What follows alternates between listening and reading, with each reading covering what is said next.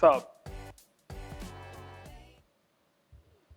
All right, guys. So welcome to another episode of Pursuit. I was like, is that just how you're gonna get into Yeah, it? that's how I'm gonna. At this point, honestly, you know, I feel like tonight's gone smoother than a normal 3-episode night.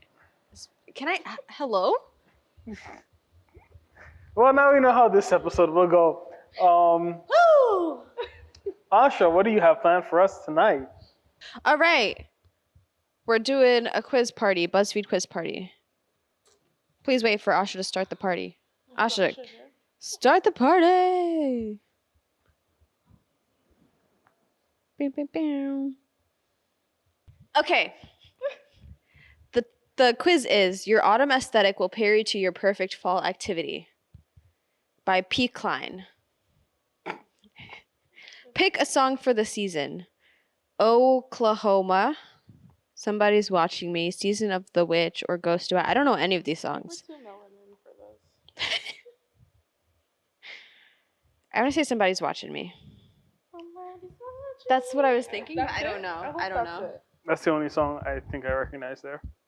All right, pick a seasonal treat. Caramel apple, pumpkin roll, cider donut, or pumpkin muffin. Cider donut. Ah, I love a cider donut, but I also love a caramel apple.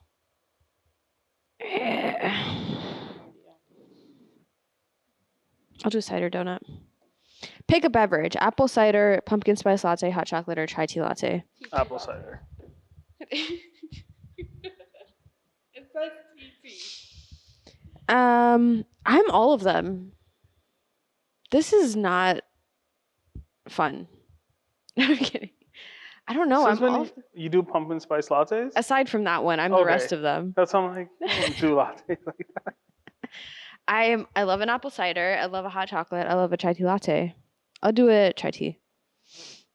Pick some leaves. We have red, yellow, orange, or green and yellow. I'm gonna do. Red. I like red, but I'm gonna do the red. I picked orange. Pick a candle scent. Honey crisp apple, pumpkin pancakes, roasted marshmallow bonfire, pumpkin spice. I'm gonna pick apple. Apple. I feel like I would like the marshmallow, but I don't like too sweet of like candle scents. I don't like too sweet scents. Pick some decorations. I'm gonna do the scarecrow I'll do the because it's skeleton. cute. It's a jack-o'-lantern, a scarecrow, skeletons, or jack-o'-lantern Mini jack-o'-lanterns. on a garland, lighted garland. Pick a food to hello. Pick a food to warm you up. Butternut squash soup, chicken pot pie, mac and cheese, or chili. Mac and cheese. Mac and cheese. Chili. Yeah. Pick a candy. Candy corn, Kit Kat, gummy worms, or a crunch bar. A crunch bar? I picked that. Kit Kat. Yeah. All right, we're done. Is everyone done? Ooh, confetti. Okay. I got head to an apple orchard. Yep. Spend the day walking through an apple orchard and picking crisp apples. After, plan to head home and bake some delicious treats with your freshly picked apples. All right, Chrissy, what'd you got? Head to a corn maze. Grab some friends and find a corn maze near you. Some locations even let you go in at night if you're looking for something a little extra spooky. Don't get too lost. Seems right. You would get lost. I didn't want to Corn say it. maze. I didn't Wow. want to say it, Wow. but yeah. Literally, the last time we went to the apple orchard that had a corn maze, you got lost. We all got lost. All right, we were together. We When we weren't go places, together. We're always together. We weren't together because we were had in to a find straight line. Asha. I left us. No, to it was find- when it oh, was yeah, the three of that's us. true. Yeah. All right. Kevin, what'd you get? Apple Same orchard as you. well. Apple orchard. Yep. Ah. And then Farah and Asha both got head to a pumpkin patch. Go pick out some plump pumpkins and get to carving some fun or scary faces. Don't forget to roast your seeds. Boom. Roasted. All right. So The lag. we're so last week we spoke about God is in control. Sorry. Yes. So today we're going to look at trials and tribulations. So, Psalms 46:10, it says, "Be still and know that I am God," right? And I think that really kind of, in a way, kind of bridges the gap between what we were talking about last week and what we want to talk about this week. So you're saying the topics in the series go together? Wow. Look at that. But I'm the troll. I had to learn from somewhere. Okay, so obviously I think we all kind of established that from even last week. We all go through different trials, different tribulations, right? And we spoke about this idea of God is in control, right? And this idea of resting in the fact that God is home, right? Or should be a home for us, right? And then we see here in Psalms 46:10, right? The psalmist, and I believe it was David, but don't quote me on that, says, "Be still and know that I am God," right? What do you think that has to do with that? Again, that idea of just, we're gonna face trials and tribulations in life, yet we're told by God to be still. I think the fact that you need to remind yourself to be still, or that God has to remind you to be still and know, shows that not only that you're going to go through things, but it shows that he knows that you're going to try to get, like, you're going to get in your head about it, right? You're going to try to take control of the situation. But you need to remind yourself, and I will remind you to remind yourself to just let me handle this. Okay. I agree. When I heard the verse "be still and know," it's rest. I like what I think it would be: rest in God in that moment to get that He will get you through that situation. Because, like we said, He's our home. So when "be still," it's like, yeah, I could. It doesn't mean just stand in one spot, but find rest. Like, relax your thoughts, focus on Him in that moment to get you through it. Yep. So, with that, what is your definition of stillness? I think it's a feeling of not just stopping wherever you might be, but also just like a sense of calm, right? A sense of security. Like finding comfort in that God knows what He's doing, right? And trying to find, I was gonna say find rest, but to just be like relaxed in the fact that God will get you through it.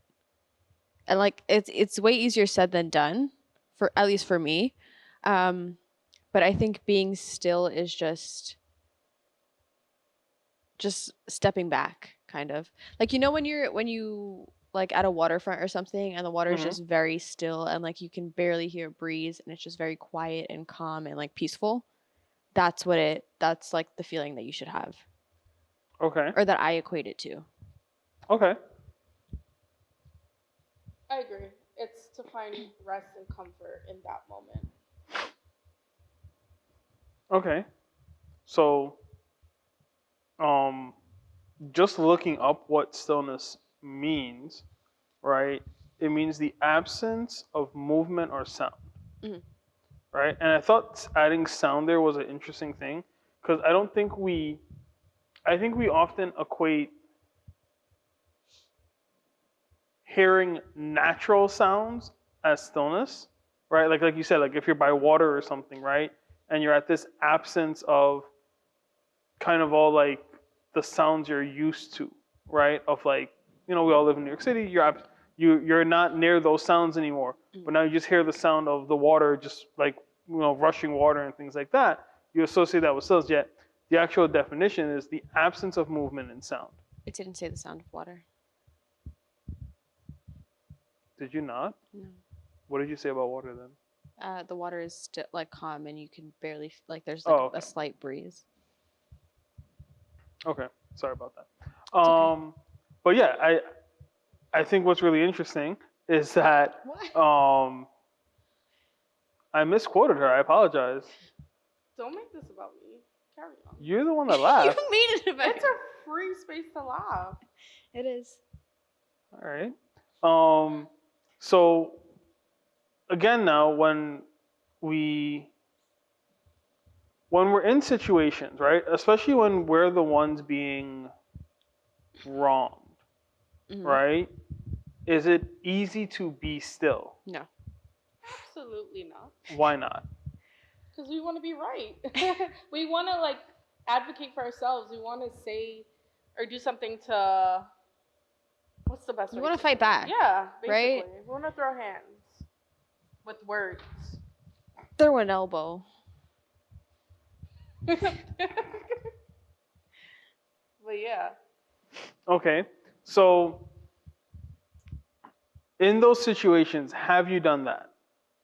Physically fought someone? No. Well, just try to Like fought back. Yeah. More often than not, probably. Okay. Has it always worked out in your benefit? Not always. Absolutely not always. Okay. Have you ever looked back at some of those situations and wondered what would have happened had you allowed God to? Oh, for sure. Okay. Oh, I've said it before. I'm very quick to respond, and I'm still learning how to not. Okay. Like I've been a lot better about it, but I still love to participate. Sometimes I won't say anything, and then I'll go home and be like, or like move on from the situation. I'm like, I really wish I said something. Like you know when you're like the memes where it's like when you're in the shower and you're going over the fight in your head. That's me. That's me. I'm like, I should have said that, but yeah. Sometimes it sucks to let God just do it for you. I wouldn't say it sucks, but it's not Yeah. as pleasant. Like it doesn't Well, feel as yeah, it gratifying doesn't feel in the great moment. In the moment, did you ultimately do the right thing? Yeah, but So, okay. So then, is it easier to trust God during peaceful moments in life or during moments of crisis? it's easier to trust God during the peaceful moments, but I think it's in the crisis moments that get us to the peaceful moments. I think Like for us to have that, okay, God, well, I'm trusting you in this, and God is great, and know who He is, but like I had to go, well, sometimes in those chaotic moments, like if I didn't go through that, I probably wouldn't have known who God was or is. I think it's easier to find rest in those peaceful moments, but it's the comfort that you find in the more troubling moments means like it feels more comforting to find rest in those troubling times. So, looking back at Psalms 46, right? The beginning of that chapter, from verse 1, it says, God is our refuge and strength, always ready to help in times of trouble. So we will not fear when earthquakes come and mountains crumble into the sea. Let the oceans roar and foam. Let the mountains tremble as the waters surge. Right? I think here that we see the psalmist, who I believe is not actually David, is painting a really interesting picture of the relationship that we should have with God in trials and tribulations, right? Because he really is painting a picture of some horrific scenarios to be in, right? Earthquake, a mountain crumbling into the sea, right? Being stuck out in the ocean, right? That's one of my biggest fears. Stuck in the ocean? Yet, he says, God is our refuge and strength, always ready to help in times of trouble, right? Just that verse alone, right? God is our refuge and strength, always ready to help in times of trouble. Psalms 46:1. Does that bring any sense of comfort to you in trials and tribulations? Okay. How so? it kind of helps you to remind yourself that like you're not the only one dealing with the situation, right? You don't have to have all of the answers. You don't have to know all of the things, right? Because God is your refuge. He is the wall that you can hide behind. That'll take the brunt of it, Okay. right? You just kind of have to ask for help or seek God in those situations. It's like asking it and it shall be answered, right? Seek and you will find me. Okay. For me, it's that, and then he is our strength. He's my strength. It's even when I feel like I can't fight no more in that situation, and I want to give up, I can rely that God's got me. So I can also rest in Him, and He will fight that for me because He has the power. He has that strength. He is the victor. Okay. So, we want to look at a story from 1 Kings chapter 18 and 19, right? If you look at chapter 18, right, we see, I guess the title for that chapter is the contest on Mount Carmel, right?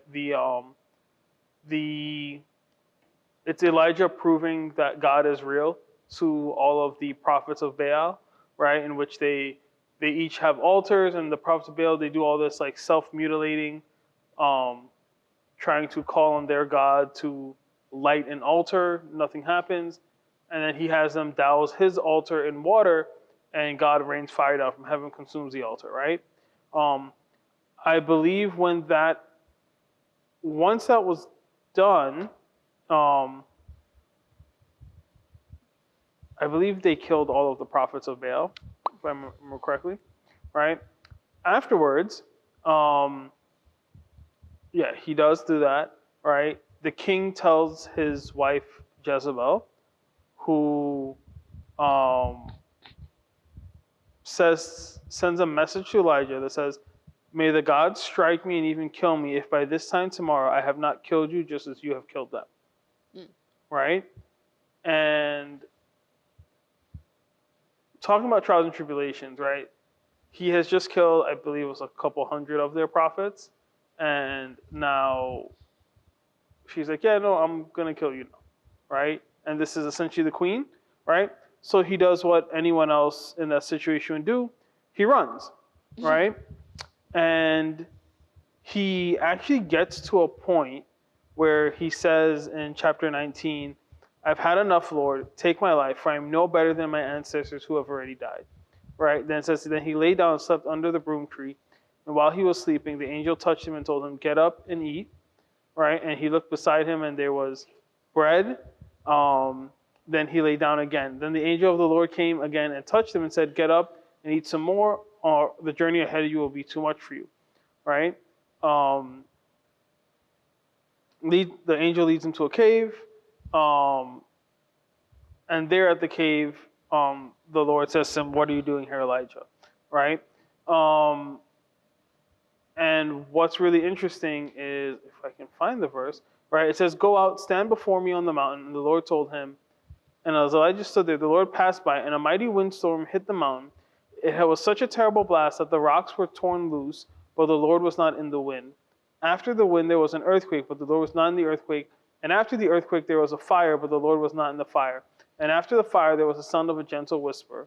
When Elijah heard it, he wrapped his face in his cloak and went out and stood at the entrance of the cave. And the voice said, "What are you doing here, Elijah?" Right? We see a couple things here, right? First is essentially in this, I would say, suicidal depression that Elijah finds himself in, right? God's response is literally to just take care of your bare, like the human basics, right? Eat and sleep, right? Like eat something, get rest. Eat something, get rest. That happens multiple times. Then eventually, what God does, which again, even comparing it with Psalms 46, God appears in these sort of destructive forces of nature, right? This whirlwind, this earthquake, but when God speaks, it's a gentle whisper, right? And I think that's such an to me, it's a beautiful way that God speaks to Elijah, because we see here, though he has all this power, right? He doesn't speak to Elijah with that force. He speaks to him in a gentle whisper, right? In a caring way, right? And I think that teaches us a lot about God when we're in our own trials and tribulations, right? That when the Bible says to be still and know that I am God, it's saying, listen, trust in this God who, though he may talk to me with a gentle whisper, right? He can still shake mountains and move the earth, right? And I think that's such an important thing for us to hold on to when we go through trials and tribulations, right? When we go through whatever the situation is, right? I think no matter how small, no matter how big it is, we should, as we said last week, right? We should be able to rest in that, right?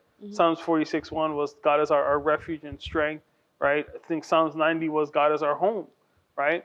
Being able to rest in the fact and be still and know that God will handle it, I think is such a important thing for us. Any thoughts? Yes. Okay. All right. No, I think it is important to be able to do that, because yes, God is capable of doing these great big dramatic, like earth-shaking things, but he could also be gentle, right? He's not going to come down to you in a booming voice and like yell at you for something. Maybe right? he will, but Maybe he will. You know, you never know, but more often than not, he is that still, calm voice. yeah, I mean, if you apply it to our everyday lives too, if someone is talking to you with a calm voice, you would listen more so if someone's talking to you in a big rage of a voice or big deep voice. They could be saying something positive, but it's how it's delivered. So knowing that, you know, God can move the mountains and do hurricanes and whatever else you said, but then can still talk to us in a quiet, is peaceful. I've found that a lot of times when there is conflict, one of the staples that I've said or that I've heard is that it's not about what you said, it's about how you said it, right? So what you said wasn't wrong, but the fact that you said it with a certain tone that came off as aggressive or that came off as like shaming or judging or like whatever it was not the right tone for the situation. Exactly. Right? So you could be telling me that like, hey, you did a really good job, but maybe next time, like, don't wear this color, right?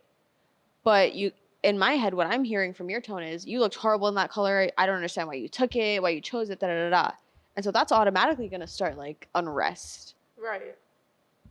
And I think God knows how to speak to us, right? Yeah. So maybe talking in a big voice and causing a scene is what's going to get our attention. He'll do that. But in this case. Yeah. Yeah, and we don't have to read it right now, but if you look at Mark chapter 4, we see famous story for all of us, of Jesus resting in the boat while the disciples go out on the water in the boat. Storm is raging. They don't know what to do. These experienced fishermen, these men who have been through storms on water, don't know what to do. They wake up Jesus, right? They ask him, teacher, don't you care that we're going to drown? He wakes up. Jesus rebukes the wind and said to the waves, silence, be still. Suddenly the wind stopped and there was a great calm. Then he asked them, why are you afraid? Do you still have no faith? The disciples were absolutely terrified. Who is this man? They asked each other. Even the wind and waves obey him, right? I think, again, part of the reason why the psalmist is able to say, be still, is because he is also, and this is me just guessing, is that you can be still when you've seen what God can do, right? And I think that's such a crucial part, because I think a lot of us don't give God chance to do something, right? And I think that's one of the issues of a lot of us faith. That's why we can't be still sometimes, even though we know, hey, like I trust you, God, but I'm gonna do this, right? Or I'm gonna do that. It's because though we trust him, we don't trust that he can do this, right? We're like the disciples saying, Or like his timeline to do it. right?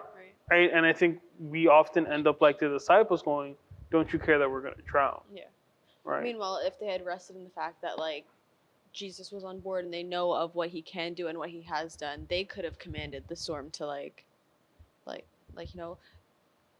because they are his disciples, right? They can do things.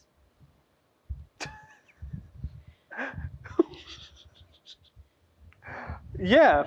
Okay. I agree. They could have rebuked the storm. Yeah, with, I don't know why I got a little knowing who God self-conscious when I was, said knowing that. that Jesus was on the boat. Yes. So there's one other thing I wanted to bring up, right? This idea of when we talk about God, and I think you kind of alluded to it in the last episode, right? Where we talked about God being absolute, right? And that one of the things, when you look at the story of creation, right? And you look at the story from Genesis 1 to 3, or, well, read just Genesis 1, right? There's a lot of inferences that can be made, right? And there's a lot of implications about the power of God there, right? Outside of the fact that he literally just spoke everything into being, right? I think one of the things that we don't really notice is that the way we mark time by like the sun and moon and stars and things like that, God created that, right? So God creates time in Genesis 1. Yep. Right? Meaning God exists outside of time, right? Which we said last week, right? I think one of the things we forget is that God is infinite, right? God is, so when we talk about God being love or God being all powerful, omnipresent, omniscient, it's this idea that God is this infinite being, right?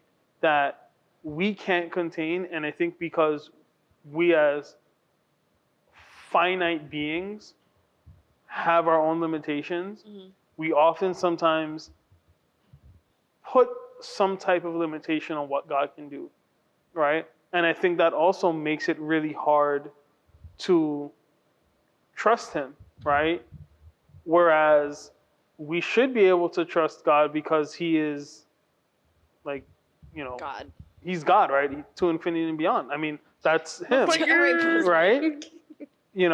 So yeah, I just think that's, again, another reason for us to, if like, one of the things when people have spoken to me about this, or even when I looked it up, it says, well, if God's done it once, he can do it again. And I'm like, well, what if this is like your first trial with God?